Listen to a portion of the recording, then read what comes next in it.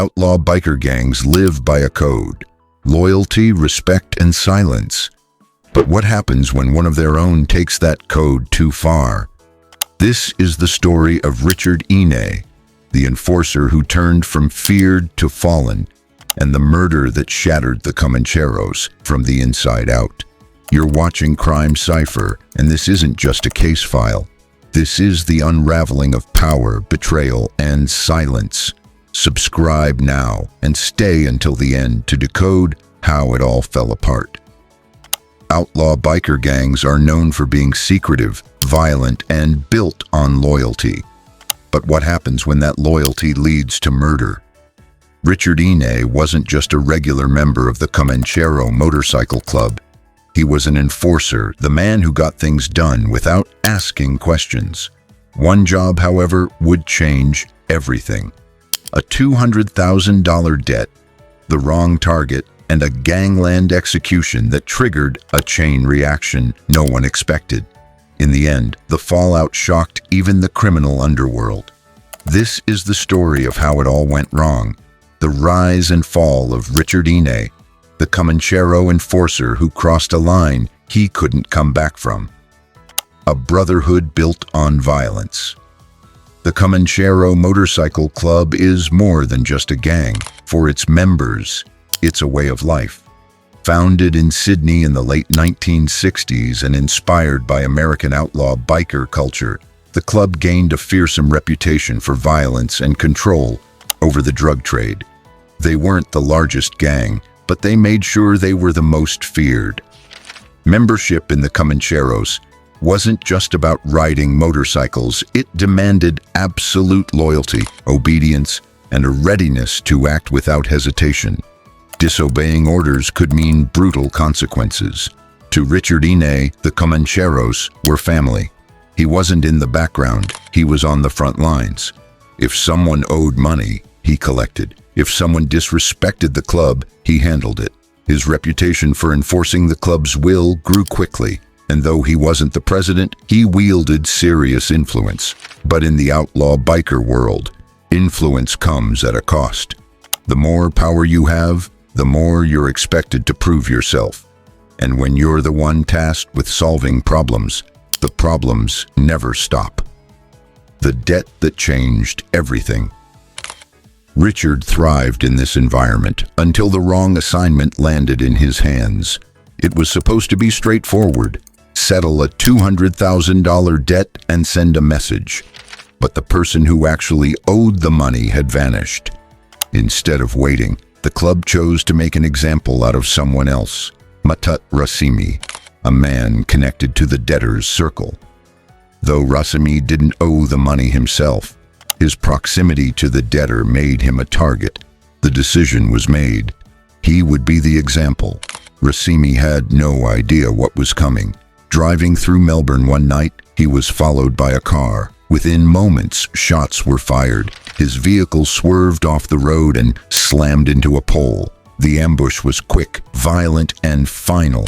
Rasimi died at the scene.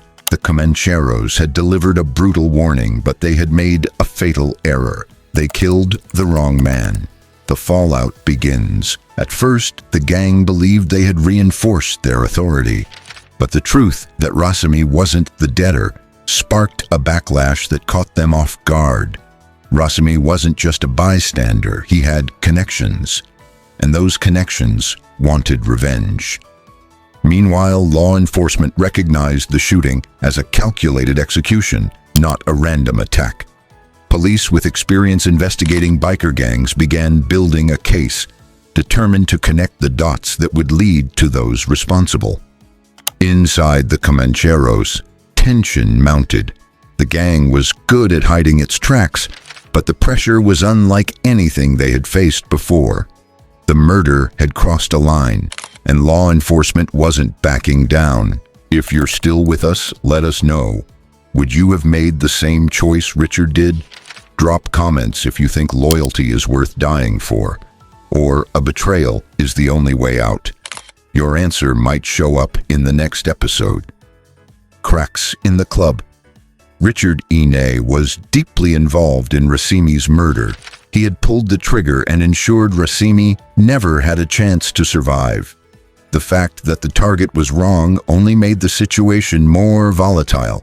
Despite the growing heat, Enay remained confident, at least at first. In his world, silence was survival. But this time, silence wouldn't be enough. Police pressure was mounting. The gang's usual methods weren't working. And worst of all, members began turning on each other. Loyalty only lasts so long under pressure, and fear spread quickly. Enay found himself in secret meetings, hushed phone calls, and rumors that people were cutting deals with authorities. It became clear that trust within the club was deteriorating. Someone was going to talk. It was just a question of who would crack first. The walls close in. As the investigation intensified, the Comancheros' sense of invincibility began to collapse. Police weren't waiting for mistakes. They were methodically gathering evidence and building a case. The gang, once unified, began to fracture. Inside the club, paranoia took hold. Members suspected one another. Richard Enay felt the walls closing in. His usual strategies of laying low and relying on the club's network weren't enough anymore. He could feel the pressure building. The turning point came when Enay received a message that changed everything. Someone within the Comancheros had flipped and was cooperating with police. He was now in immediate danger. The gang's code of silence was breaking down, and the once loyal brotherhood was disintegrating. In the world of outlaw gangs, even the smallest crack can bring down the entire structure. Richard Enay found himself at the heart of that collapse. Every choice he had made had led him to this moment. Now, under immense pressure, he faced a decision that could seal his fate. Would he betray the club to save himself, or remain loyal and face the consequences? Time was running out. Enay had always prided himself on being tough, someone who could endure anything, but nothing could have prepared him for the storm that was about to hit. The investigation into the Comancheros' involvement in Matat Rasimi's murder had reached a critical point. Police were closing in. Whispers filled the criminal underworld, rumors of informants, of people turning on the gang. The Comancheros, once united by fierce loyalty, were beginning to unravel. Enay's role in Rasimi's killing was undeniable. He hadn't just pulled the trigger, he had helped plan the entire operation. The problem was they had executed the wrong man, and when that man was as well connected as Rasimi, silence was no longer an option.